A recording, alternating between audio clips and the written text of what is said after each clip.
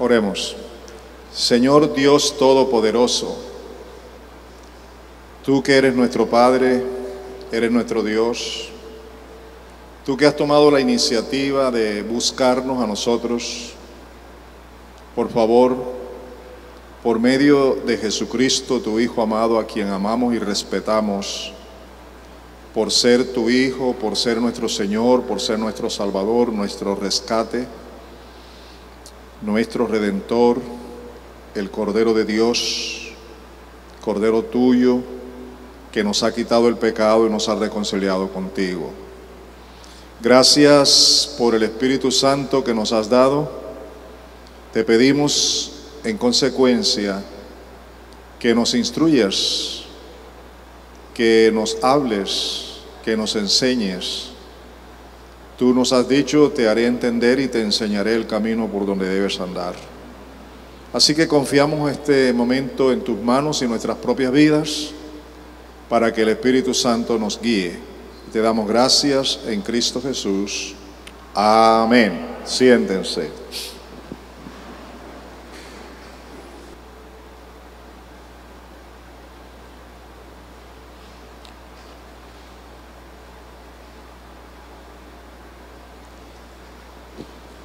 A ver, la explicación que quiero que quede en la mente de ustedes con relación al título del estudio que estamos haciendo es la siguiente.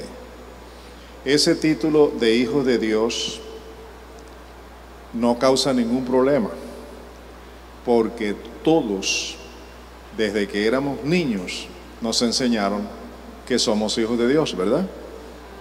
Así que eso no es problema en el sentido del conocimiento, pero es problema en el sentido del significado. ¿Por qué? Porque aun cuando nos enseñaron desde niños la idea de que todos somos hijos de Dios, eso no es toda la verdad. Esa es una verdad a medias, no es una verdad completa. ¿En qué sentido sí somos hijos de Dios? Somos hijos de Dios en que Él es nuestro Creador, como Padre de toda la creación. Pero aquí no estamos tratando de hijos de Dios por ser creados por Dios. Aquí estamos tratando de entender, de conocer que para llegar a ser hijos de Dios es una obra completamente espiritual que no la hace el hombre sino Dios. Por eso el título completo de nuestro estudio es Hijos de Dios, nacidos de Dios. Así que ya esta otra parte que complementa el título completo comienza por sí misma a explicar algo más. ¿Quiénes son los hijos de Dios? Yo les hago la pregunta, ustedes me responden. ¿Quiénes son los hijos de Dios? Los que han nacido de Dios. El propósito entonces de este estudio es que usted sepa con claridad, de una manera sencilla, que los hijos de Dios verdaderamente desde el punto de vista espiritual son los que nacen de Dios espiritualmente. Y para nacer de Dios hay un proceso que no es obra del hombre, sino es obra del Espíritu Santo. Pero que el hombre tiene que ser parte de eso, porque el hombre es el que va a recibir el beneficio. El hombre y la mujer somos los que recibimos el beneficio. Ahora la gran pregunta es ¿cómo? Y ese cómo es donde nosotros queremos entrar. Pero antes me gustaría mostrarles que tenemos 4 objetivos. Y de veras quiero hacer énfasis en cada uno de ellos, porque si usted no está pendiente de esos 4 objetivos, pues no vale la pena haber venido. Pero si usted está pendiente de que en el desarrollo del estudio se cumplan esos objetivos y que al finalizar el estudio usted se da cuenta que verdaderamente lo ha logrado, por eso los objetivos son demasiado importantes. El primer objetivo que perseguimos en este estudio es conocer de manera clara y sencilla el verdadero proceso para llegar a la condición y posición de hijos. con un fin, el fin de vivir como verdaderos hijos de Dios. Cuando tú realmente llegas a entender lo que es un hijo de Dios, nacido de Dios, entras en una etapa de compromiso, de ser y de vivir como hijos de Dios. Cuando tú simplemente te ocupas de pensar que eres hijo de Dios, así en términos general, no tienes ninguna preocupación y menos un compromiso de vivir como un hijo de Dios. Este objetivo que nos muestra aquí, que tenemos que llegar a esa condición, no estamos en esa condición, no estamos en esa posición a menos que nazcamos de nuevo, nazcamos del Espíritu Santo. Y el fin, como dije, es el de vivir como verdaderos hijos de Dios. ¿Qué perseguimos con este estudio entonces? Conocer la verdad para vivir la verdad. ¿Estamos claros en eso? Conocer la verdad, ¿con qué propósito? De vivirla. El segundo objetivo que perseguimos en este estudio es fundamentar las convicciones de nuestra fe en Cristo, basada en principios divinos y no en conceptos humanos. Un concepto humano es cuando me dicen que todos somos hijos de Dios. Un concepto divino, bíblico, es cuando me dicen que somos hijos de Dios porque somos nacidos de Dios. ¿Me hago entender? Cuando todo el mundo dice que es hijo de Dios, está basado en conceptos humanos.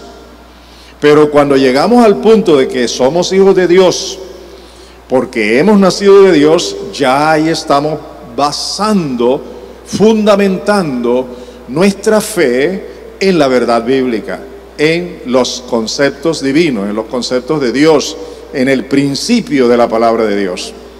¿Y qué le interesa a usted? ¿Tener claro esto como concepto humano o realmente como concepto de Dios?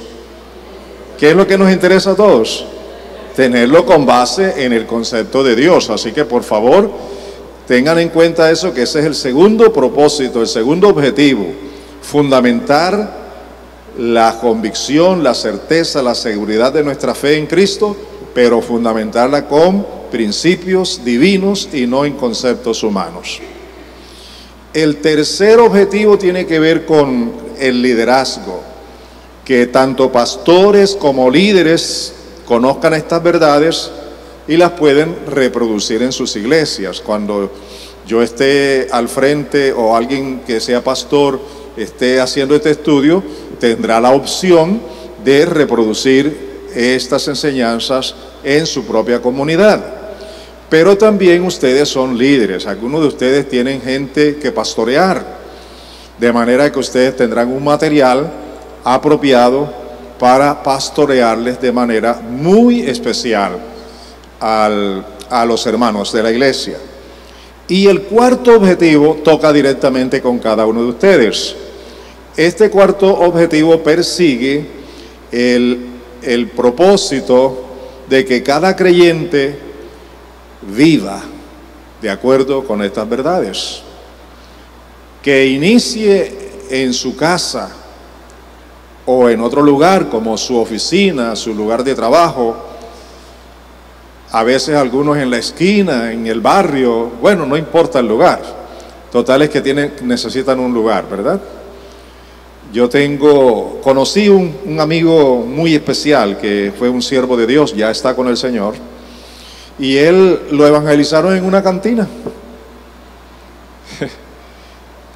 Si Dios lo lleva a usted a una cantina, no es para tomar allí, sino para evangelizar a alguien. Y estaba borracho, pero allí lo evangelizaron. Así que el lugar no importa, donde sea, usted puede hacer un discipulado con una persona. Y si usted no hace eso, permítame decirle con todo cariño, aparte de ser desobediente, es egoísta, porque no piensa en la otra persona, sino en usted mismo. Y usted debería pensar que así como Dios usó a alguien o alguna circunstancia para traerlo a usted al conocimiento de Dios, allá afuera, entre sus amigos y familiares, hay mucha gente que necesita oír y saber y conocer lo que usted sabe y conoce. ¿Cierto o no? Así que no quiero más egoístas aquí, sino recibimos para dar. Ese es el cuarto objetivo, que cada creyente viva estas verdades y luego las reproduzca de manera personal. Y ahí puede ir creciendo, primero uno, después dos, después tres, hacer grupos. Y si le enseña a ese discípulo que usted formó, ese solito, que él haga lo mismo con otros, se va multiplicando, ¿verdad que sí? Ese es el propósito, es un método, es una forma en que Dios también está impartiéndonos estos conocimientos. Hijos de Dios, veamos esto que es muy importante. Nosotros somos hijos del Dios Trino, o sea, del Padre, del Hijo y del Espíritu Santo. El Dios Trino, o la Trinidad como se le conoce, ha participado, cada uno de ellos con la función que le corresponde.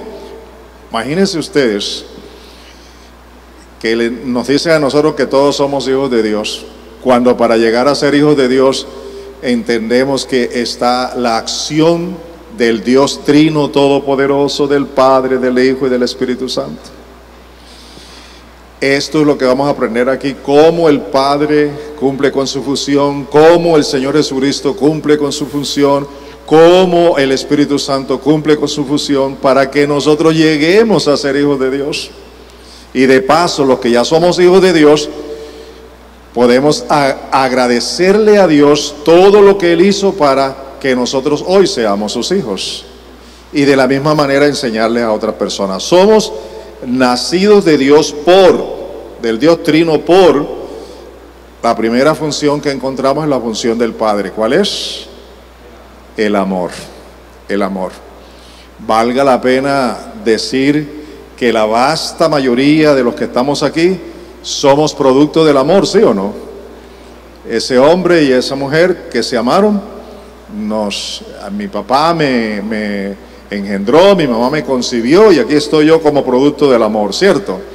Pues mire aquí, para llegar a ser hijo de Dios, la primera función, el primer punto, la primera razón de ser es que nacemos del amor, ¿de quién? De Dios el Padre. Y esto lo podemos ver en una forma bien clara, bien sencilla, pero también de una manera que lo dice todo. Allí en Juan 3:16 dice: porque tanto amó Dios al mundo, que dio a su Hijo unigénito, para que todo aquel que en Él cree no se pierda, sino que tenga vida eterna. El primer paso, la primera obra, la primera función, la primera acción del Dios Trino recae en el Padre, tomando la decisión voluntaria, yo no lo merezco, pero Él quiso hacerlo, de amar a todo el mundo, de tal manera, de tal forma, de una manera tan grande, indescriptible, que decidió hacerse hombre, enviar a su Hijo Jesucristo a este mundo, a morir por nosotros. Aquí quiero detenerme unos segundos para explicar lo siguiente. Hay algunas religiones que enseñan que la salvación es universal, de manera que como Cristo murió por todos, ya todos tenemos ese perdón. Como Cristo fue el Cordero de Dios que murió en la cruz del Calvario por toda la raza humana, ya todos somos salvos. Entonces hay una aplicación de carácter universal. Eso tiene su verdad, pero también tiene su otra parte complementaria de esa verdad. Veamos cómo. No podemos negar que el Señor Jesucristo murió, escúchenme, por todos los que habían existido antes de que Él viniera a este mundo, es decir, desde Adán para acá. Murió por todos los que fueron contemporáneos a Él. murió por todos los que hemos existido hasta el día de hoy, y murió por todos los que habrán de nacer hasta el día que venga el Señor Jesucristo. Imagínense la grandeza, hacia dónde abarca, todo lo que abarca la muerte de Cristo para todo ser humano en todos los tiempos. ¿No les parece eso glorioso? Así que esa es una verdad que nosotros no podemos negar. Es verdad que Él murió por todos, pero la otra verdad que muchos pasan por alto y que desconocen es que la aplicación de esa verdad universal es de carácter universal, es de carácter personal, individual. No se aplica a todo el mundo, sino que cada hombre y cada mujer necesita tener su experiencia personal para obtener el efecto, el amor, la salvación. Veamos lo que dice el texto. Él lo explica. Dice: de tanto amó Dios al mundo, porque tanto amó Dios al mundo que dio a su Hijo unigénito. Dice, para que todo aquel, está indicándonos, para todo aquel individuo, aquella persona que individualmente cree en Él, no se pierda, sino que tenga vida eterna.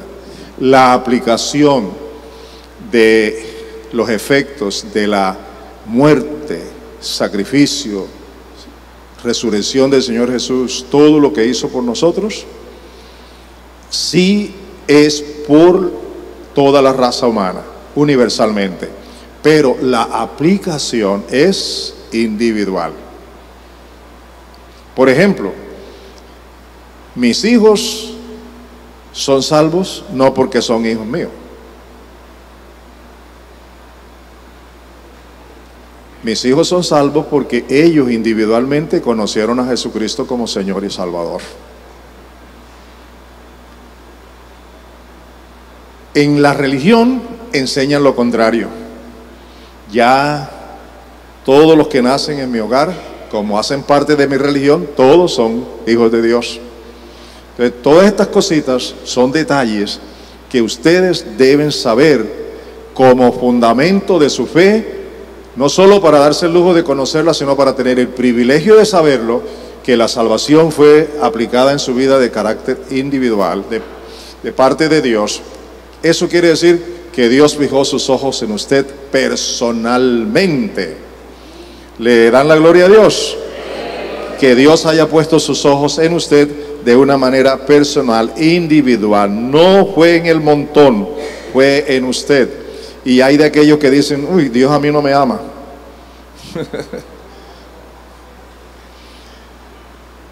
Somos hijos de Dios, nacidos del Dios Trino por el amor del Padre. Segundo, por la gracia de nuestro Señor y Salvador Jesucristo.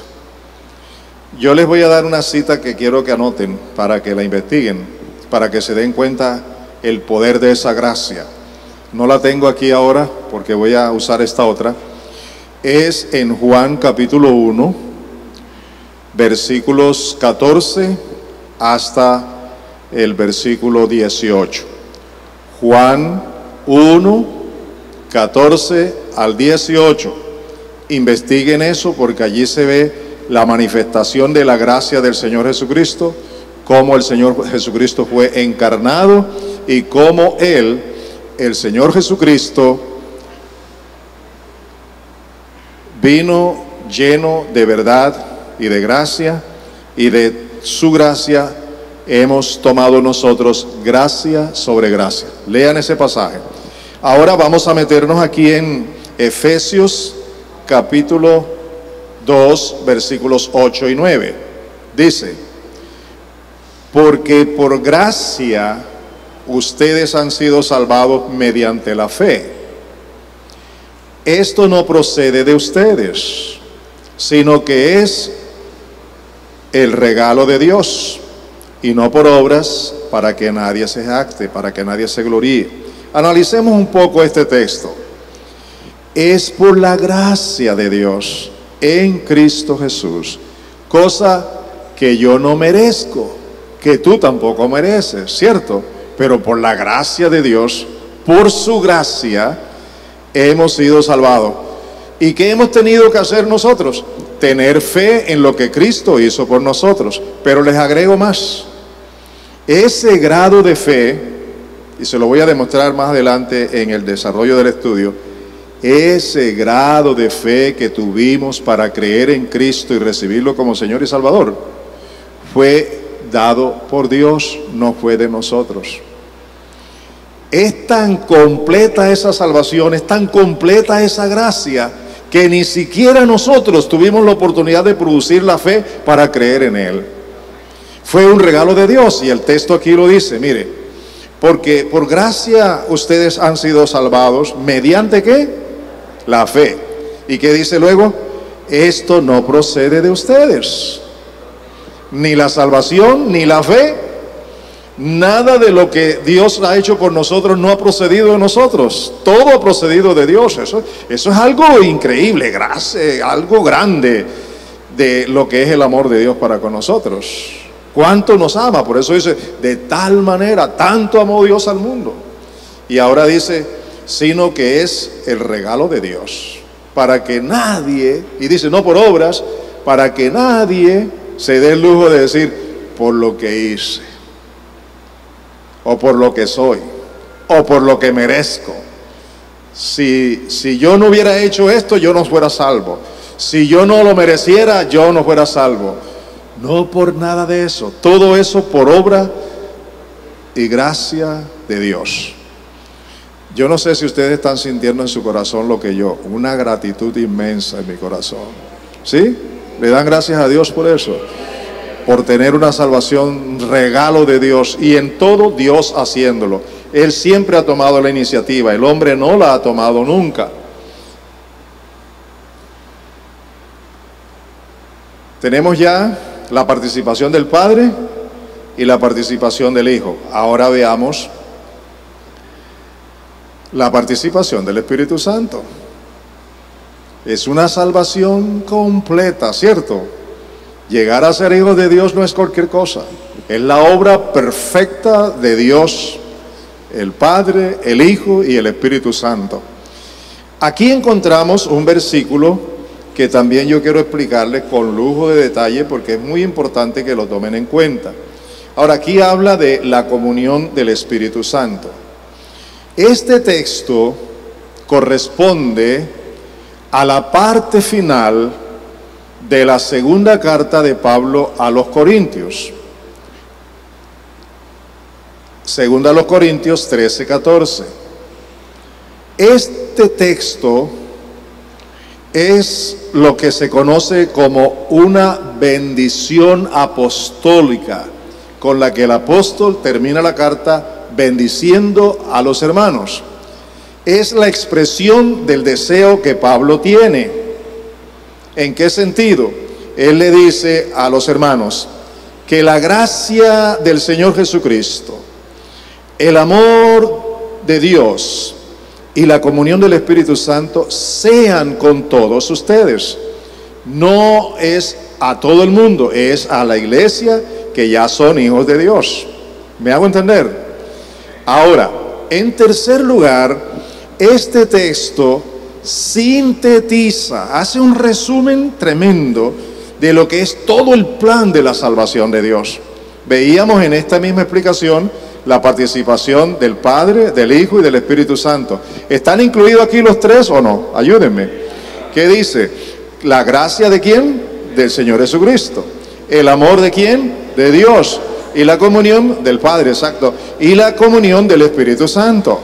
Así que vemos que es la finalización de la carta, el deseo, o sea, la bendición apostólica, pero esa bendición apostólica es una síntesis de todo el plan de Dios para la humanidad y para los hijos de Dios, para los que realmente han nacido de nuevo, y es que tienen la participación de la gracia del Señor Jesucristo, del amor de Dios el Padre, y tienen también la comunión. Y esta palabra comunión del Espíritu Santo quiere decir la participación participación activa del Espíritu Santo en la vida individual de cada hijo de Dios. Anoten eso. La comunión aquí quiere decir la participación activa del Espíritu Santo en la vida de cada hijo de Dios. Esa participación activa se inicia, escúchenme, esa participación activa del Espíritu Santo se inicia en el ser humano antes de que llegue a ser hijo de Dios. Y luego continúa en nosotros con mayor razón cuando ya somos hijos de Dios. Y el trabajo del Espíritu Santo es hacer esa obra hasta el último día de nuestra existencia aquí en la tierra o hasta cuando Cristo regrese. Es una obra presencial, es una obra que implica la presencia del Espíritu de Dios, y eso lo vamos a estar explicando. Pero quería que quede bien claro cómo vemos todo este proceso del nuevo nacimiento. ¿Cierto que algunos creen que el nuevo nacimiento es cualquier cosa? ¿Y es que estamos aprendiendo aquí? Que no es cualquier cosa, que no es de una religión, que una religión no puede proveer esto, que esto lo ha provisto Dios, porque estamos hablando del reino de Dios, y así es como se puede ser miembro del reino de Dios. Ahora, veamos esto aquí. Lo que sigue es como el punto de partida, y me gustaría que ustedes lo observen. Dice, el punto de partida: el amor de Dios hecho una realidad histórica. ¿Qué quiere decir esto? Cuando Cristo no había muerto y se nos anunciaba el amor de Dios, se nos anunciaba como una promesa, ¿verdad que sí? ¿Es cierto o no es cierto? Pero ahora ya no es una promesa. ¿Ahora es qué? ¿Ahora es qué? Es una realidad, ¿cómo? Histórica. Ya no estamos hablando de promesa, estamos hablando de algo que ya sucedió, que ya está demostrado, que ya es un hecho. Vemos el amor hecho realidad. En segundo lugar, vemos la manifestación de la poderosa gracia de Dios en Cristo. Ya Cristo murió, ya Cristo resucitó, ya Cristo vino, predicó, enseñó y estableció todas las normas del reino de Dios aquí en la tierra. Ya lo hizo, no lo va a hacer. Es historia, es realidad, ya está hecho. Y en tercer lugar, esa comunión del Espíritu Santo ahora se convierte en una ¿qué? ¿En una qué? Acción. Aquí vemos la comunión del Espíritu, ¿cómo? En acción, en acción, en acción. Señores, hasta este punto, ¿he sido claro? ¿Han recibido algún conocimiento que verdaderamente les llena, les bendice? ¿Sí? ¿Sí? Don Juan, ¿usted ha recibido algo que vale la pena? Bueno, apréndalo para que lo enseñe después. Ok. Ahora les hago una pregunta. Yo sé que ya ustedes saben la respuesta porque ya han estado aquí anteriormente. Pero la pregunta es, la lógica de estos 3 puntos, ¿por dónde deberíamos comenzar? Por lógica, don Juan, ¿por dónde deberíamos comenzar? ¿Por dónde deberíamos comenzar a desarrollar esos 3 puntos? Por lógica, ¿por dónde? Por el amor, ¿verdad? Ese es lo obvio, lo que uno ve a simple vista. Pero no es así. Para poder estudiar todo esto, no comenzamos por el amor. Comenzamos por la comunión del Espíritu Santo. ¿Por qué? Y les explico. Escúchenme para que me capten bien. El amor del Padre está aquí, hecho una realidad. Aquí está la muerte, resurrección y la vida y todo lo que Cristo hizo aquí. Pero eso no me ha tocado a mí. ¿Cuándo me toca eso a mí? Cuando el Espíritu Santo entra en acción, ¿cierto? Cuando el Espíritu de Dios entra en acción para convencerme de pecado, de justicia, de juicio, lo cual vamos a ver en detalle más adelante, pero para que tengan una idea, ¿por qué comenzamos con el Espíritu Santo? Y entramos ahora en el proceso del nuevo nacimiento. La acción u obra del Espíritu Santo en el nuevo nacimiento se le conoce teológicamente como la regeneración, o sea, el volver al estado original. Es una acción instantánea y puramente espiritual hecha por el Espíritu Santo. ¿Les queda claro eso? Voy a tratar de explicarles algo. Cuando Dios creó a Adán y Eva, los creó a su imagen y semejanza, con una característica que fue la única pareja que lo vivió. ¿Sabe qué es? No tuvieron pecado. Ellos no conocieron el pecado. Ellos vivieron aquí en la tierra. Es la única pareja que vivió en la tierra sin pecado, inocentes del pecado. Tenían una comunión tremenda con Dios porque estaban sin pecado. Tenían comunión con Dios. Experimentaban la presencia de Dios. Adoraban a Dios en espíritu y en verdad, porque no había nada que se lo impidiera. Pero cuando Adán y Eva optaron por desobedecer a Dios, perdieron esa condición. Escúchenme, y fueron expulsados del reino de Dios, ¿cierto? Eso que ocurrió allá en el Edén es una figura de cómo fueron ellos expulsados del reino de Dios.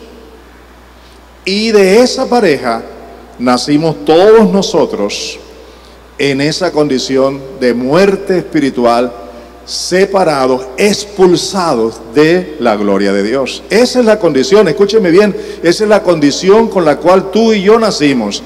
Esa es la condición en la que se encuentra tu papá, tu mamá, tu hermano, tu hermana, tu amigo, el ser más querido, tu novio, tu novia que no tiene Cristo. Esa es la condición en que se encuentra, muerto, expulsado y separado de Dios. ¿Ustedes pueden creer eso? Por causa del pecado.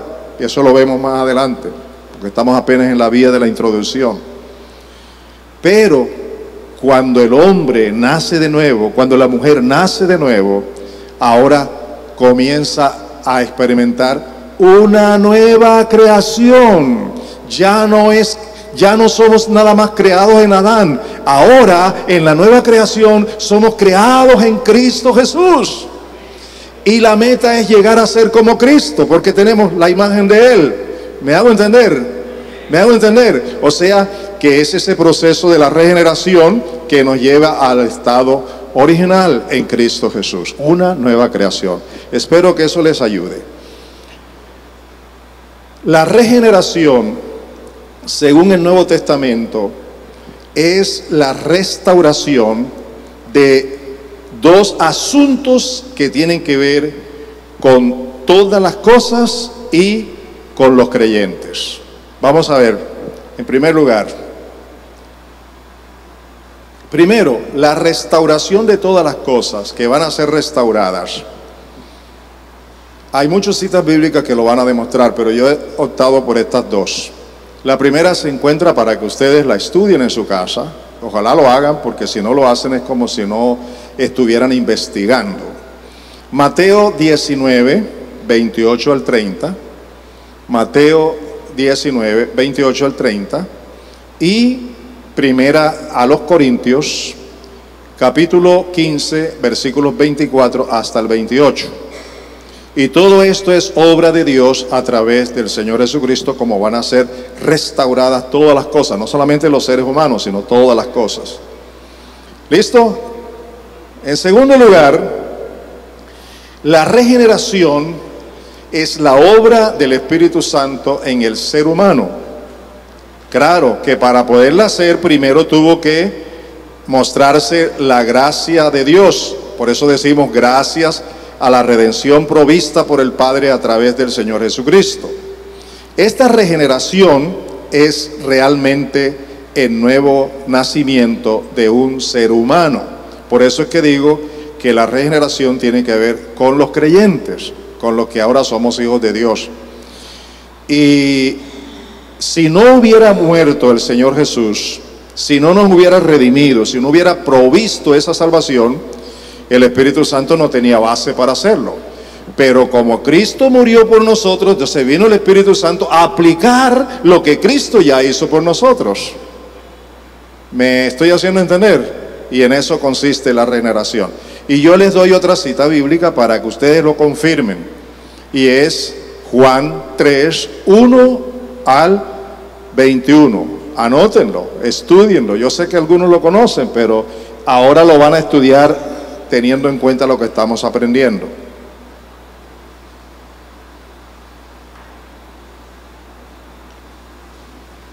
Juan 3, 1 al 21. Juan 3, 1 al 21.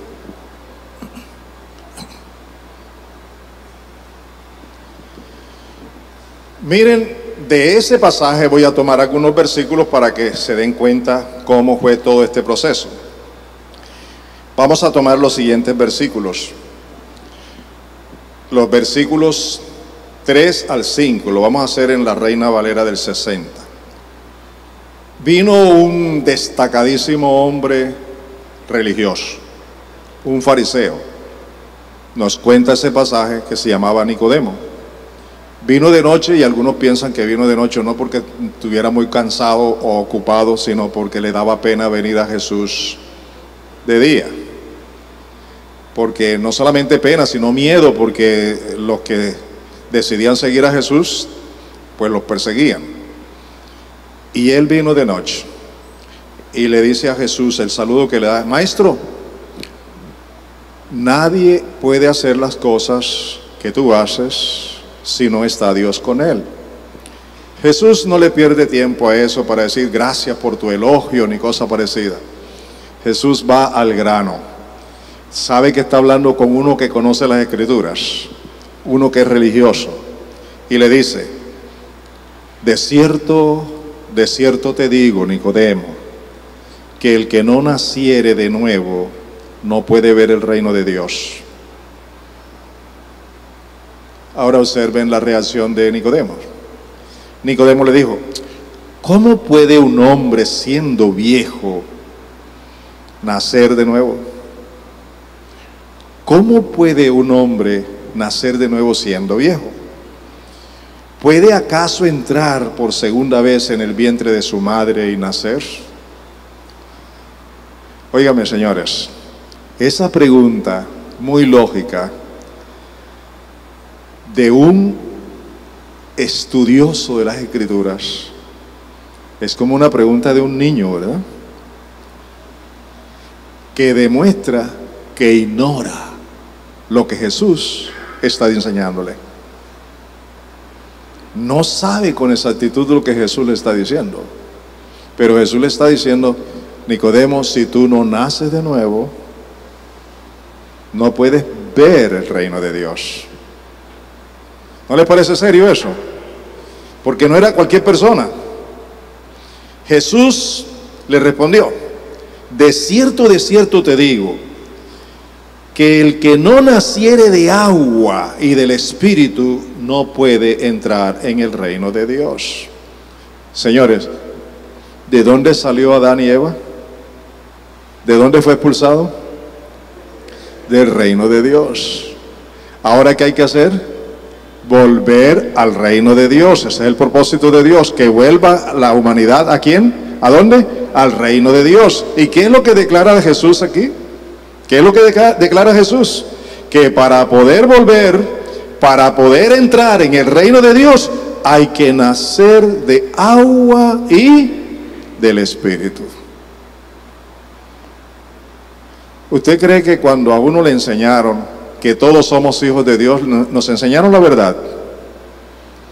¿Usted cree que cuando éramos infantes, pequeños, bebés, y nos llevaron a una comunidad religiosa y nos bautizaron, y luego regresó el padrino y viene donde el papá del niño y le dice: compadre, me entregó este niño moro y yo se lo entrego hecho cristiano? ¿Usted cree que ya eso es real? ¿Que sí son cristianos? Por eso algunos que vienen a la iglesia, cuando les estamos dando las clases bautismales, ellos preguntan, ¿y si ya yo fui bautizado, por qué tengo que volverme a bautizar?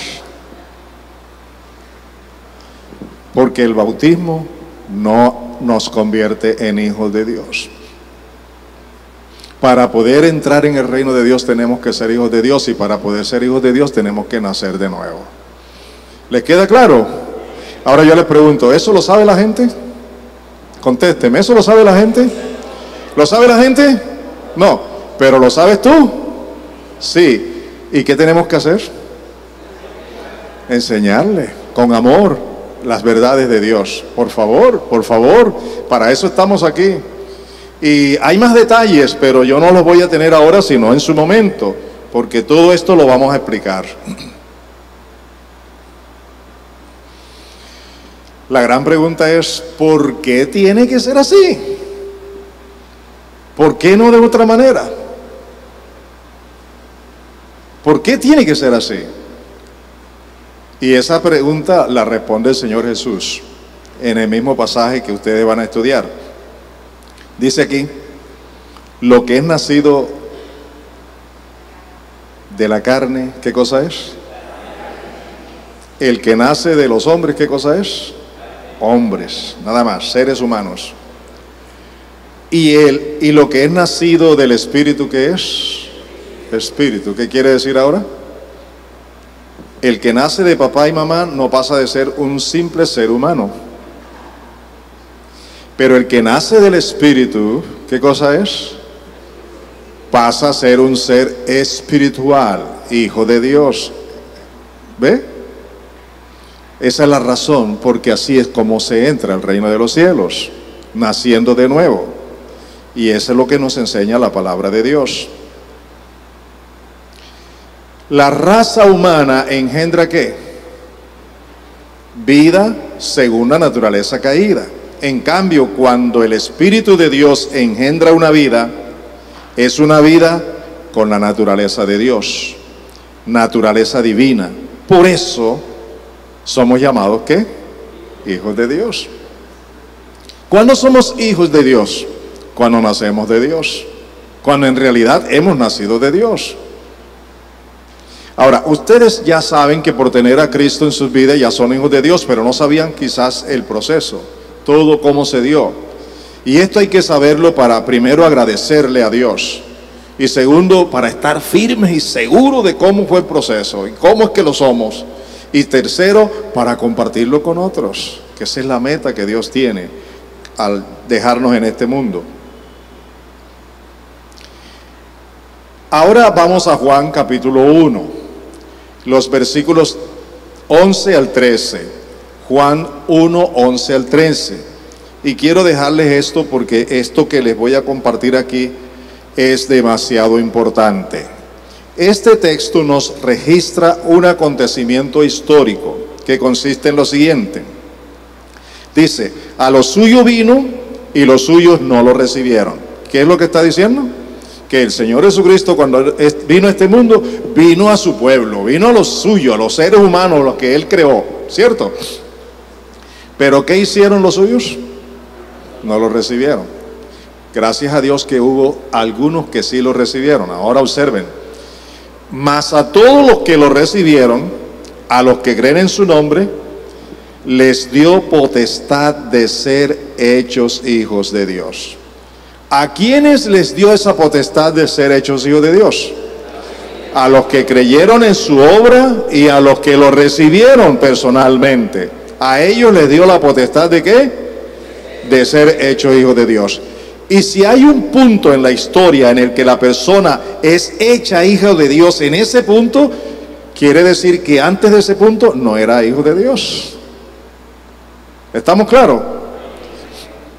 Si la persona no recibe a Cristo como Señor y Salvador de su vida, y no cree en Él, y no se sujeta a Él, y no es guiado en este proceso, esa persona no es hijo de Dios, y esa persona no llega a ser hijo de Dios. Cuando yo voy a los entierros y oigo en las ceremonias religiosas que dicen tantas cosas bonitas de esa persona, y luego dicen Padre, en tus manos lo encomendamos, que ya está en tu seno, que está en tu gloria. Yo sufro eso, porque se está diciendo una gran mentira si esa persona no recibió a Cristo como Señor y Salvador. Pero yo quiero que sepan que hay un familiar tuyo que todavía no es hijo de Dios, que inclusive puede estar aquí en la iglesia, pero todavía no es hijo de Dios. Que hay un familiar tuyo que no viene a la iglesia, pero que todavía no es hijo de Dios. Y que Dios usó a alguien para hablarte a ti. Y ahora Él quiere usarte a ti para hablarle a ese familiar, a ese amigo, a ese compañero. ¿Están recibiendo la palabra? ¿Están oyéndola o están escuchándola? ¿Están escuchándola? Bueno, eso es lo que queremos, porque cuando se escucha, se vive. Ahora observen lo que continúa diciendo este texto. No solamente estamos contentos con que ya somos hechos hijos de Dios, sino mire, los cuales, ¿a qué se está refiriendo con ese pronombre? Los cuales. Se está recibiendo a los hijos de Dios. Los cuales no son engendrados de sangre, ni de voluntad de carne o voluntad humana, ni de voluntad de varón, sino que ¿de quién? ¿Son engendrados de quién? De Dios. ¿Puede un ser viviente nacer sin ser engendrado? ¿Ah? ¿Puede nacer aún con todos los avances de la ciencia que usan ese proceso para inseminación para tener niños? Eso sigue siendo lo mismo, porque lo único que hacen es darle un tratamiento al espermatozoide y a la parte femenina. Luego entonces el proceso del engendro y concepción sigue vigente, y espiritualmente es lo mismo. Si no eres engendrado por el Espíritu Santo, no puedes nacer como hijo de Dios. Y está diciendo el versículo 13 con toda claridad que los que son hijos de Dios porque fueron engendrados no de sangre, ni de voluntad de carne, ni de voluntad de varón, sino de voluntad de Dios. ¿Les queda claro, amados? Muy bien. ¿Qué significa todo esto? Significa que la regeneración ocurre de manera individual en el ser humano que recibe a Cristo como Redentor. Es una opción implícita en el nuevo nacimiento. Es un acto espiritual e instantáneo que podemos desarrollar en 5 aspectos puramente espirituales producidos solo por el Espíritu Santo. ¿Qué estamos anunciando aquí? Que vamos a entrar en un proceso de 5 aspectos, 5 formas, 5 maneras en las que se produce el nuevo nacimiento. ¿Oyeron cuántas son? 5 formas, 5 maneras en las que el Espíritu Santo produce el nuevo nacimiento. ¿Quién produce el nuevo nacimiento? ¿El hombre o el Espíritu de Dios? Y si el Espíritu Santo no lo ha producido, ¿puede ser ese hombre, esa mujer, un hijo de Dios? De eso vamos a hablar, y espero que ustedes lo tengan muy en cuenta. Amados, todo esto es desconocido para la gente, para el ser humano. Solo los que ya lo experimentan, donde el Espíritu Santo ya ha obrado en sus vidas, solo ellos pueden dar cuenta, pueden vivirlo. Solo ellos tienen esta dicha de entrar en una nueva vida, la vida que viene de Dios en Cristo Jesús. Si ya tú lo has experimentado, si ya tú has nacido de nuevo, si ya tú has estado en todo este proceso, sin duda tú sabes de qué estamos hablando.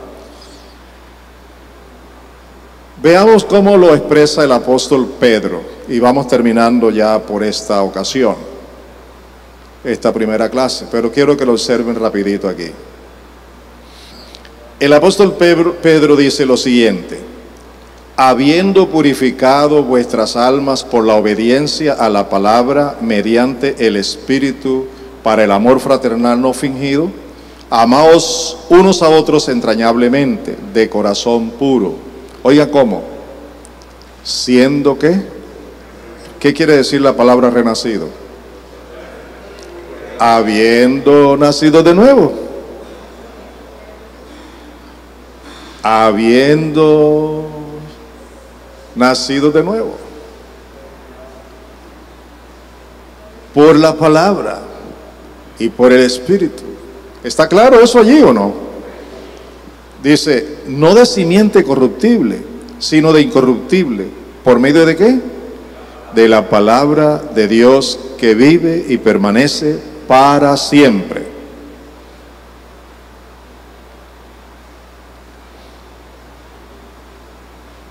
Así es como se puede tener la vida eterna, producto del amor de Dios. Otra vez el texto. Porque de tal manera amó Dios al mundo, que ha dado a su Hijo unigénito, para que todo aquel que en Él cree no se pierda, mas tenga vida eterna. Esto es realmente la nueva creación en Cristo. Y mire cómo termina este tema. En 2 Corintios 5, 17, versión internacional. Por lo tanto, si alguno está en Cristo, ¿es qué cosa? ¿Es qué cosa? Una nueva creación. ¿Y qué quiere decir eso? Lo viejo ha pasado, ha llegado ya lo nuevo. Es decir, ha renacido, ha nacido de nuevo.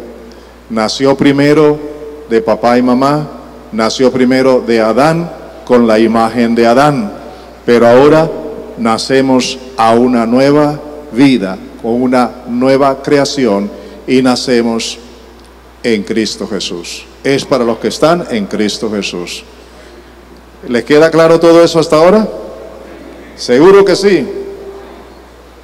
Bien, señores, este será el tema que vamos a estudiar el jueves. Acción u obra del Espíritu Santo. Así es como se produce la regeneración. Las 5 acciones instantáneas del Espíritu Santo. Así que no se la pierda. El próximo jueves, ya pasado mañana, vamos a tocar los 5 aspectos, las 5 obras, las 5 manifestaciones, el proceso de cómo instantáneamente el Espíritu Santo obra para que se dé este proceso del nuevo nacimiento. Yo les hago una pregunta. ¿Han entendido la palabra? ¿La han entendido? ¿Seguro? Les hago otra pregunta. ¿Les afirma la fe? ¿Les produce agradecimiento? Ahora saben que realmente se puede ser hijo de Dios no a la manera como uno piensa, sino como el Señor lo ha establecido. Pero sobre todo quiero enfatizar, piensa en ese amigo, en ese familiar, a esa amada persona que no tiene a Cristo. Y escúchame, esa persona como no lo sabe, como lo ignora, como no entiende esto, va a hacer resistencia. Máxime si ha nacido en una religión desde niño y ha crecido con las enseñanzas de esa religión, ahora le va a ser difícil entender todo esto, ¿verdad? Pero nosotros tenemos que primero vivirlo, para que ellos vean que sí somos personas transformadas por el poder de Dios. Y para que el Espíritu Santo obre, tenemos que doblar rodillas y orar por ellos. Y luego abrir la boca y compartirles la palabra. ¿Se van a comprometer con eso? ¿Les ha parecido interesante todo esto? Bueno, en menos de una hora, en 55 minutos lo hemos hecho. Esperamos que el próximo jueves estén aquí puntuales, porque hoy iniciamos a las 8:15, a las 7:15, pero el próximo jueves vamos a iniciar a las 7 en punto. ¿Les quedó claro? Muchas gracias. Se colocan de pies.